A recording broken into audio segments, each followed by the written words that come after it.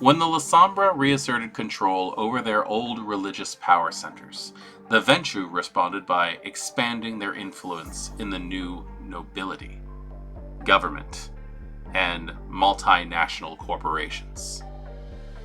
With global and political pull, Fiorenza Savona keeps the clan relevant and dangerous at the center of global power.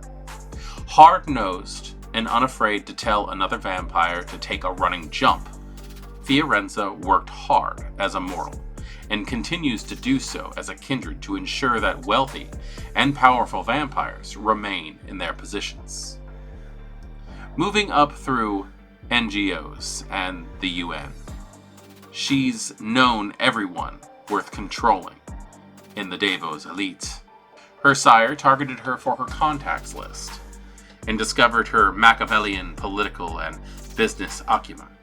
A fresh power player in the Camarilla, many elders and ancillae consider her to be mere new money Ventrue.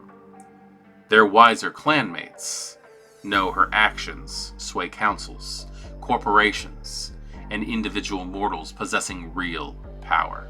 Where her predecessors focused on vampire politics, Fiorenza believes the key to kindred longevity lies in the manipulation of the living.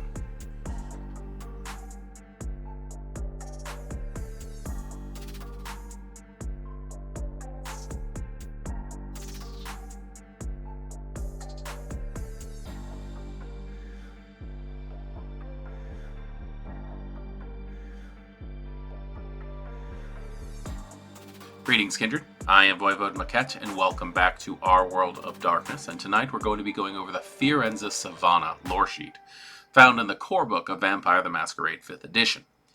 This is a lore sheet that I'm pretty sure a lot of you have been waiting for me to get going, primarily because this is one of the most prominent characters that Jason Carl tends to portray in his By Night series. Such as LA by Night, New York by Night, Seattle by Night. And she is a very, very interesting character. In fact, the sway that she holds over the world right now rivals that of the Justicars. And the things that she can do actually kind of scares them. And I think that her as a neonate figure of Clan Ventrue really does lead to some interesting ideas of where the Camarilla might head in future nights. So let's go ahead and take a look at what the advantages are for taking this lore sheet in Vampire the Masquerade 5th edition. Investing 1 dot into this lore sheet gets you on Fiorenza's list. Fiorenza knows who you are, which either means she thinks you're an asset to the clan or a problem. Consequently, she has assigned a gifted mortal, a retainer, bodyguard, driver, butler, etc. to you. And though they remain in her employ, they make no secret of spying on you and reporting back to Fiorenza.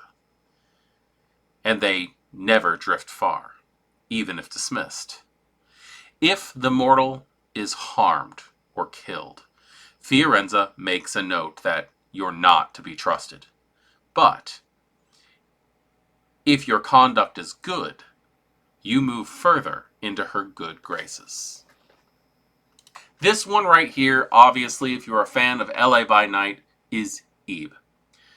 This character that is now set to spy on you will do things for you.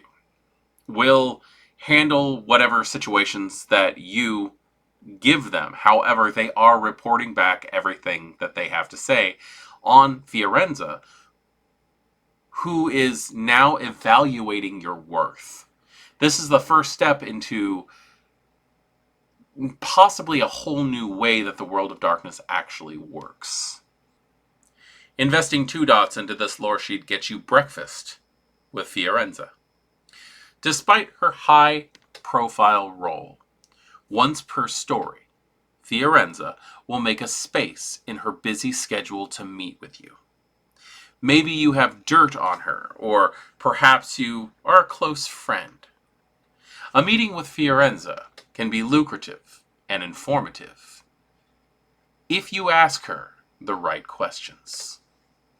Breakfast with Fiorenza seems to open her up as a one-time per-story mala, where she will be able to answer questions about specific things in the area, and you can most likely expect proper, truthful answers from her. And with the amount of status and influence that Fiorenza holds in this world, she might be the best person to actually get anything like that from. So how you plan on using it is going to be up to you. But that's something that you don't want to use frivolously. But it's also something that you don't want to waste. Investing 3 dots into this lore sheet gets you friendly benefits. You were close to Fiorenza before she became the next big thing in Clan Ventrue. And this friendship pays dividends. She can smooth over ruffled Ventrue, provide you with insider trading tips, loan a Gulfstream equipped with polarized windows and pre-cleared flight plans, etc. If you overuse or misuse this connection, the equivalent of a 3-dot mala, she cuts you off without hesitation.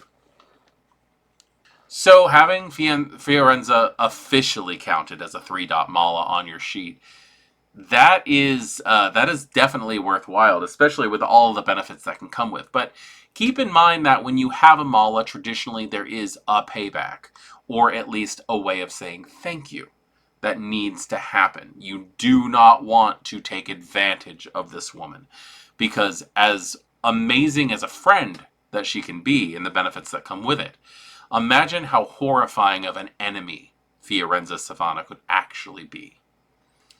Investing 4 dots into this lore sheet gets you the Directorate. The shadowy Ventrue Directorate approached you, concerned about Fiorenza's meteoric rise. They chose you to approach her, suborn her, and break her to their will. If you accept, you submit to a blood bond, and have your memories of the Directorate's identities erased. But you receive 6 dots to select from among contacts, mala, and resources.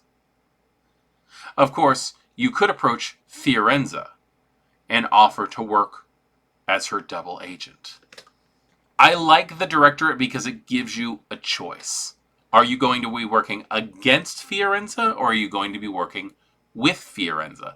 And I think those 6 points in contacts, mala, resources, I really feel like those could be given either way. If you decide that you're going to go tattle to the Directorate, to Fiorenza, she might offer you pretty much the same thing in response. And who really knows where she's going to go?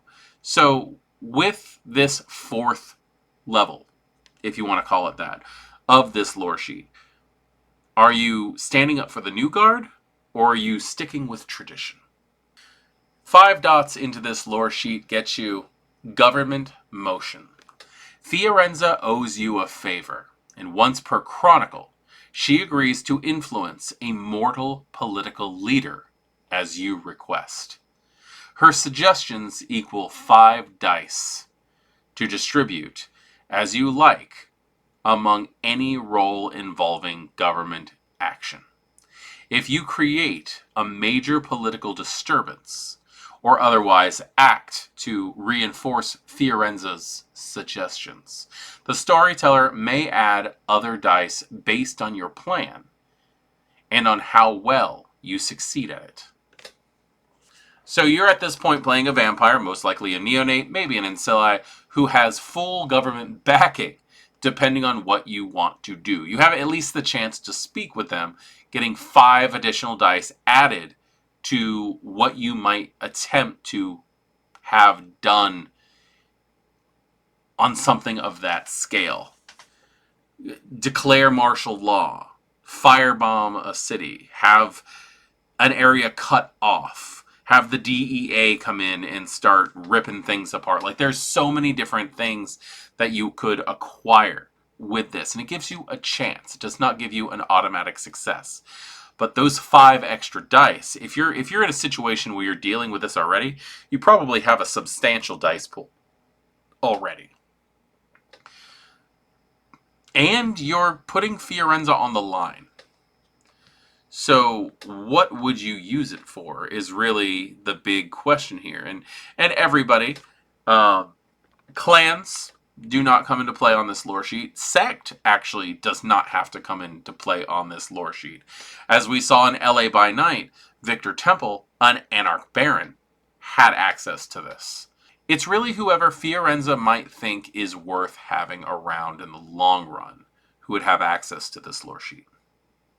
So I am Voivode Maquette. Thank you very much for joining me in this review of the Fiorenza Savona lore sheet for Vampire the Masquerade 5th edition. And I do look forward to seeing you in the next one. Good evening.